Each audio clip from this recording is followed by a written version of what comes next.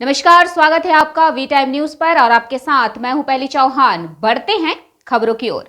KKR बनाम हैदराबाद टी20 match 3 अप्रैल को कोलकाता के ईडन गार्डन्स में शुरू हुआ, जिसमें केकेआर ने पहले बल्लेबाजी करते हुए 200 रन बनाए और हैदराबाद के सामने 201 रनों का लक्ष्य रखा। गौर करने वाली बात यह है कि मैच शुरू होते ही हैदराबाद के विकेट एक के बाद एक गिरते गए। 12 ओवर के बाद कोलकाता के ईडन गार्डन्स में मौजूद प्रशंसक मैदान छोड़कर चले गए।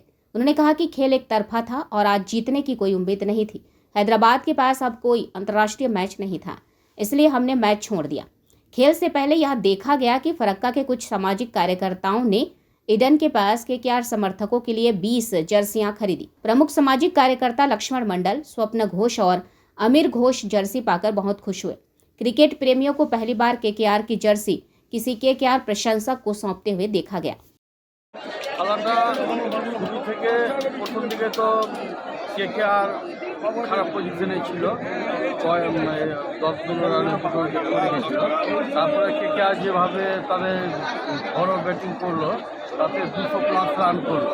আমরা ভেবেছিলাম যে হায়দ্রাবাদের মতো যে টিম, যে ওই টিমে যে প্লেয়ার রয়েছে তারা ভালো লড়াই করবে, কিন্তু প্রথম থেকেই দেখলাম যে একের পর এক প্রথম ওপেনিং করতে যে ভালো ব্যাটসম্যান সে আউট হয়ে যাওয়ার পর এবং একের পর এক ব্যাটসম্যান আসতে মাঠে আর যে একটা বল খেলে চলে যাচ্ছে, মানে সম্পূর্ণ যে 20 ওভার শেষ করবে খেলা তার মতো পরিস্থিতি ছিল না। সেই কারণে আমরা দেখি যে এটা জিতার মতো আর ম্যাচ নয়, কেকেআর অনিবার্য বেরিয়ে যাচ্ছে, ভালো রানে বেরিয়ে যাচ্ছে। আপনারা কোথা থেকে এসেছেন? আমরা ফারাক্কা থেকে। আমরা দেখলাম যে অনেকে আপনার কেকেআর জার্সি দিলেন, কেকেআর জার্সি অনেককে দিলেন যারা দায়ী ছিল।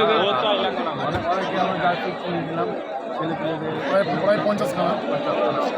মানে দিলে মানে ওরা সব ওদের দেখে কি ওরা জার্সি পাচ্ছ কিনে দিলেন?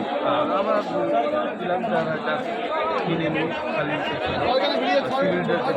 অনেকটাই জার্সি